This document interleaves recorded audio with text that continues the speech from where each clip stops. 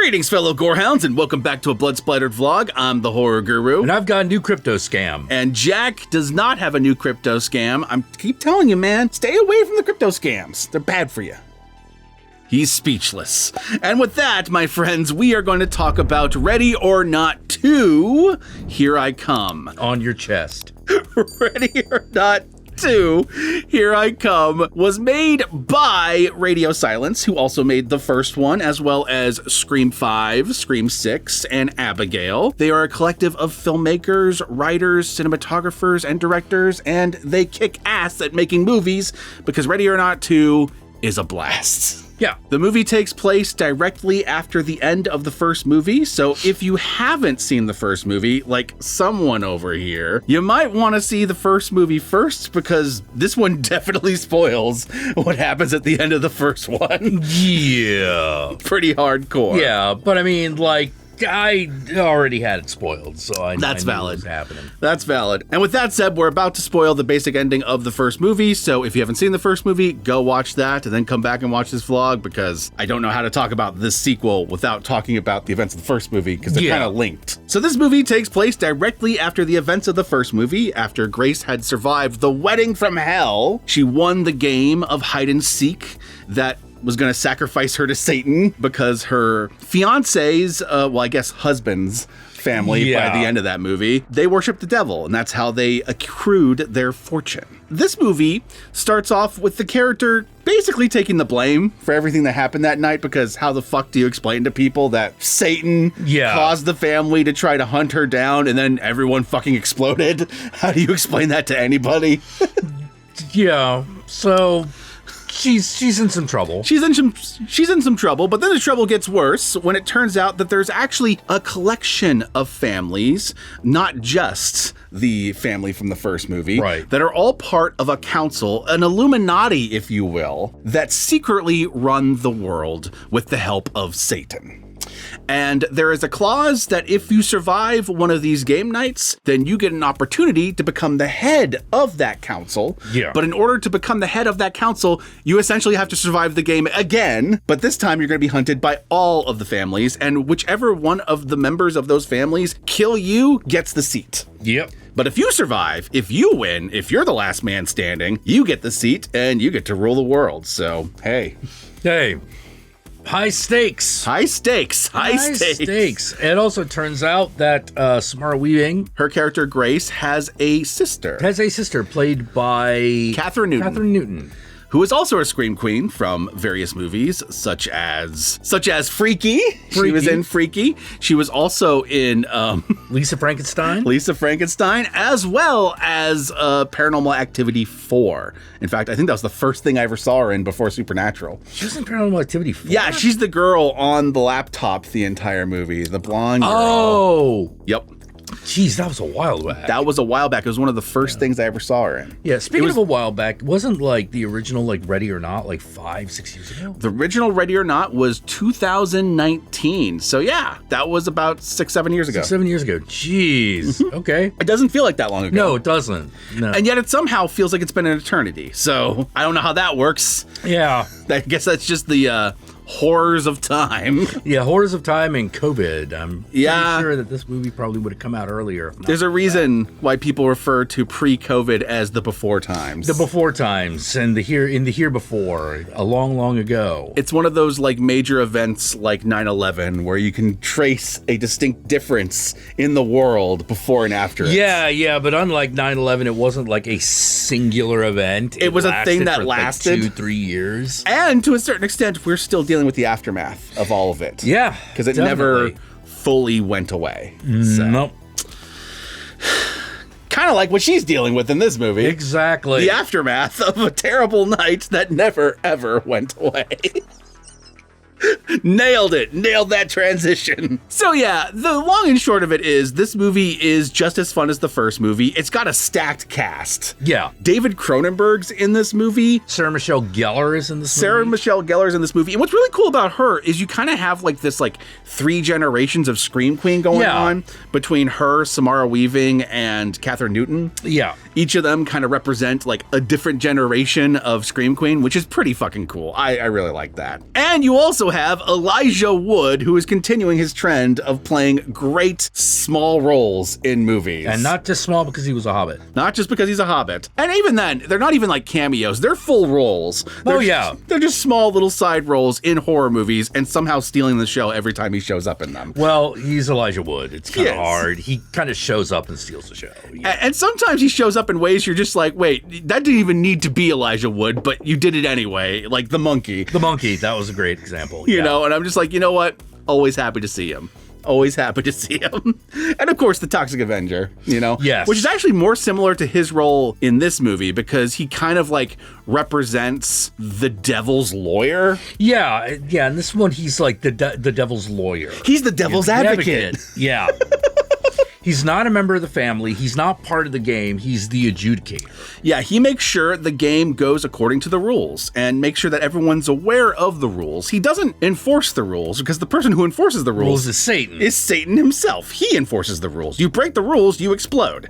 And there's actually a new set of rules for this game that weren't there in the first one. In this one, you can't kill other participants, even accidentally. Yeah. You can within your own family, but you can't kill outside your family. Yeah, you can't kill people outside your own family. The only person who's allowed to kill the other participants is the target. Yes, Samara Weaving, Grace, is allowed to kill as much as she fucking wants. And trust me, there's some cool ones in this movie. Yeah. There's some great fucking scenes. Like, I fucking love the fucking, the scene where she's fighting that girl and they're both, like, sprayed with, like, tear gas in the eye. Oh my God, well, they're playing Turn Around Bright Eyes. Turn Around Bright Eyes. Yeah. And they're pepper sprayed in the eyes. That scene alone is worth the price of admission into this movie. That scene is a blast.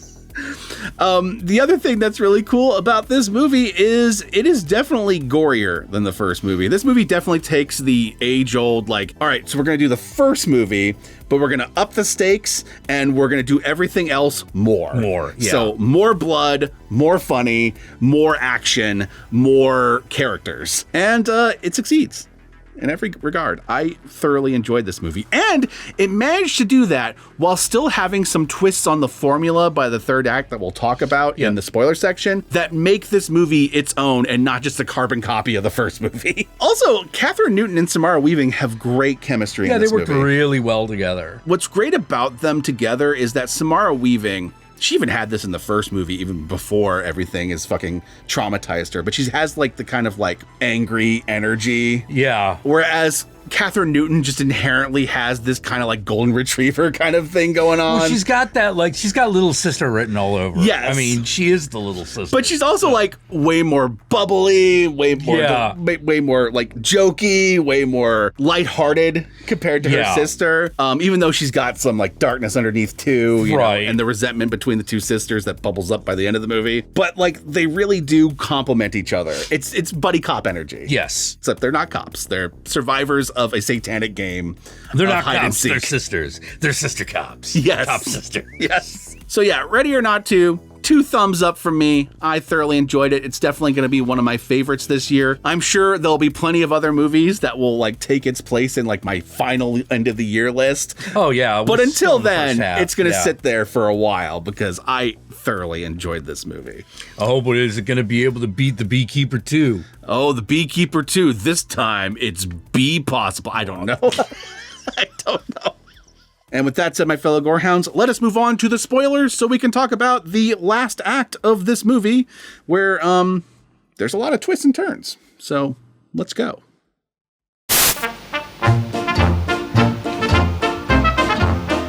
There's a lot of new rules added to the game. We already explained the rule about like not being able to kill the other participants and whatnot. One of the other rules that comes in kind of at the midpoint of it when a character gives her a second option to win the game. Yeah. And that is to marry into one of the families participating in the game. If she literally that night marries one of them, then that family will get the ring, and whoever's the head of that family will sit on the top of the console. Right. At the end of this movie, a scenario plays out where the sister is captured and she has no choice but to say yes to marrying essentially Sarah Michelle Gellar's abusive brother. Yeah. Who is basically the primary antagonist of this movie. If the husband was the main antagonist of the first movie. Of the first one, yeah. The main antagonist of this is the abusive brother of Sarah Michelle Gellar, who is the twin sister in this family that was once headed by David Cronenberg, but dies at the beginning of the movie. Spoilers. I actually really like that scene when he slaps his son like, it's time for you to be a man. All right, now do it. And then they fucking suffocate him. And then for the rest of the movie, you have that big fucking portrait of David Cronenberg just fucking glaring at everyone. Yeah.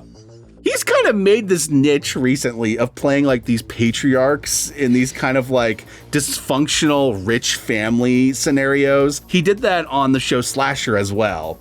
Played this kind of rich patriarch who dies really early on in the season and then kind of just looms over everyone for the rest of the fucking show via portraits and shit. So I wonder if they had watched that season and were like, he's perfect. He's exactly what we want. We're going to do that. We're going to do that. At the end of the movie, we get this really cool twist on how she decides to win the game because she learned early on that you can kill your own family. Yeah, you can kill your own family members in the game.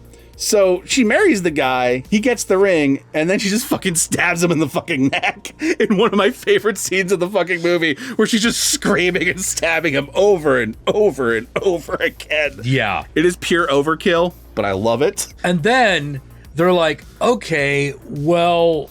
You're now the head. You're now the head. You can do whatever you want. You are the queen bee. And she said, so I can do whatever I want. And, the lawyer's like, yeah, you can do whatever you want. She's like, okay. And you said earlier on that if the ring isn't on someone's finger by the end of the night, the devil's going to be mad. Yeah. Satan's going to be pissed. Yeah. And she remembers what happened in the first movie when Satan's pissed. Everyone fucking blows up. Yeah.